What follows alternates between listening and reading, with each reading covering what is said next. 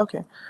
So good afternoon, everyone. I'm Rayhan Shanavas, and I'm from Oak Ridge International School, Bachpally, which is located in India.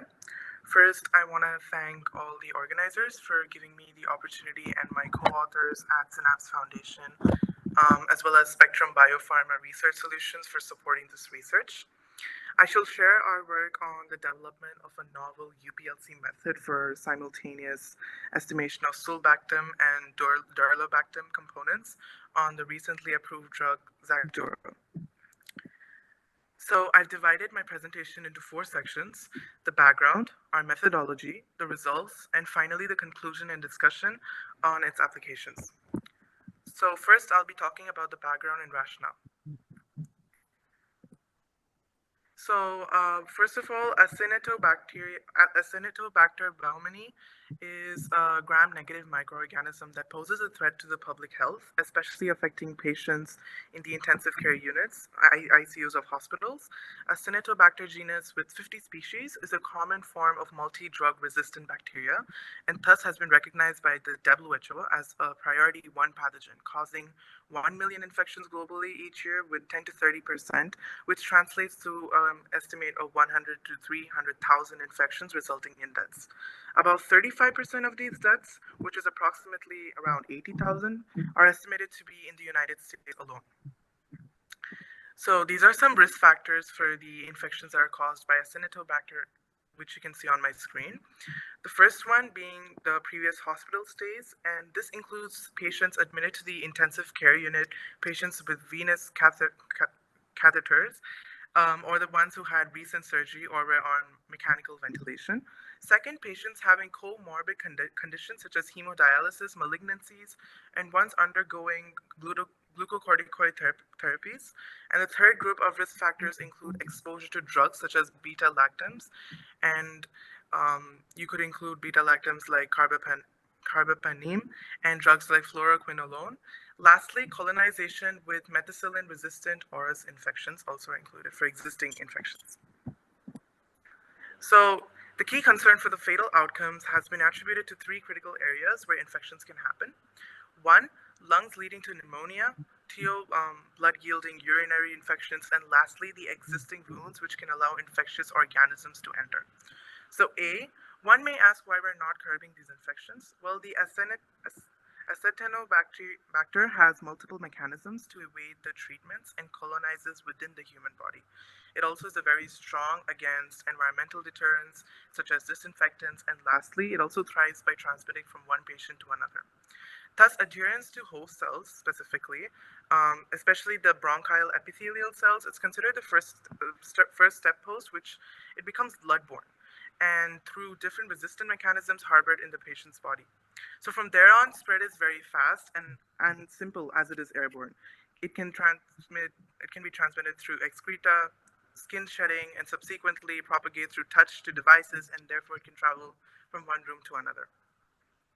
So while there is a clear treatment paradigm in place for both mild and moderate, the first line is most commonly ampicillin sulbactam and sulbactam. Yet the resistance developed by Actinobacter is very high. And this resistance is achieved through three mechanisms. The very first one being of the control of antibiotic transportation through membranes, that is the reduction of pore impermeability or increased efflux. The second, it has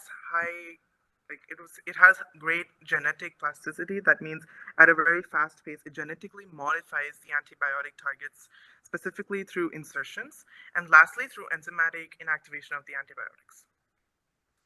So the first one being Solder, it's a beta-lactam / beta-lactamase inhibitor combination. It is the latest arsenal for treatment of Acinetobacter baumannii, the ABC infections, and sulbactam, beta-lactam antibacterial, inhibits beta-lactamase enzyme, thereby preventing the breaking down of beta-lactam antibiotics by drug-resistant bacteria. So sulbactam is most commonly commercialized globally as ampicillin sulbactam and is used to treat Acinetobacter-mediated infections. However, there have been increasing erosions of its antibacterial efficacy, leading to higher rates of sulbactam resistance. So as you can see over here, durlobactam is a non-beta-lactam.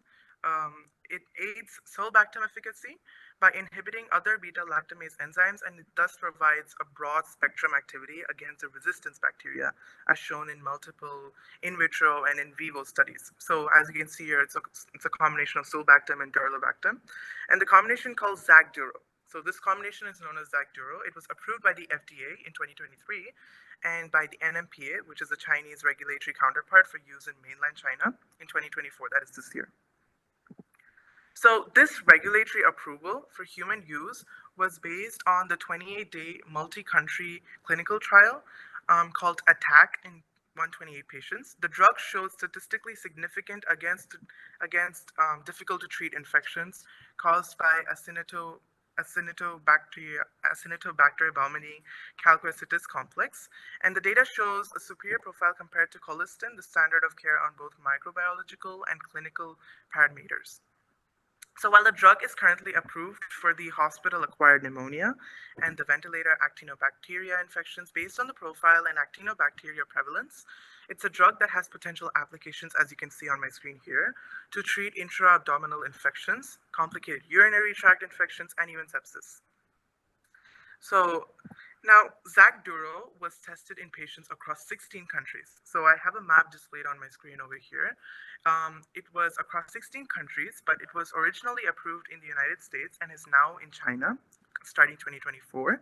Given the importance of the pathogen and its prevalence across the globe, we believe that the approval of the drug is the need of the hour across global markets and hence should be accelerated, defying the traditional track of approval over 5 to 10 years. So the thing is, however, no pharmacopoeia method detecting both of these drugs simultaneously and one that could aid in accelerated global regulatory approvals was available, unfortunately. So now I move on to my goals and methods. Our main objective is to develop an accurate, precise, sensitive, selective, reproducible, and rapid analytical technique for simultaneous estimation of sulbactam and durlobactam in bulk and marketed formulation. So after evaluating the literature, we chose UPLC over HPLC for the method development due to its precision time and resource economics. The samples of both API and finished formulation was procured from standard resources, and the study was undertaken in 2 phases, first involving method development and the second one being validation. So I'm going to discuss the methods followed and the associated results that we obtained, as you can see on my screen. So for the method development, we tested 2 types of columns. And varying mobile phase ratios and assessed the method at an analytical wavelength of 248 nanometers, where both sulbactam and durlobactam showed good adsorbance. Now, HSS C18 column was found to be better than the CSS column. For the mobile phase, methanol and water were chosen based on the literature analysis. And among various mobile phases, the 70:30 ratio of the potassium dihydrogen, orthophosphate, and methanol at an injection volume of around 3 microliters and run rate of 0.3 milliliters per minute. It yielded a symmetric and resolved peaks, thus helping us move forward with this method, as you can see on my screen, in trials 3, 4, and 5, especially being in trial 5. Now, parameters like peak tailing resolution and USB plate count were determined from the data obtained by injecting the solution around 6 times. And the percentage RSD for the area of 6 standard objection results were calculated and compared against the recommended specifications. The specification mentions about the RSD being less than 2%. As can be seen over here on my screen, all the parameters have been passed and are as per the ICH guidelines.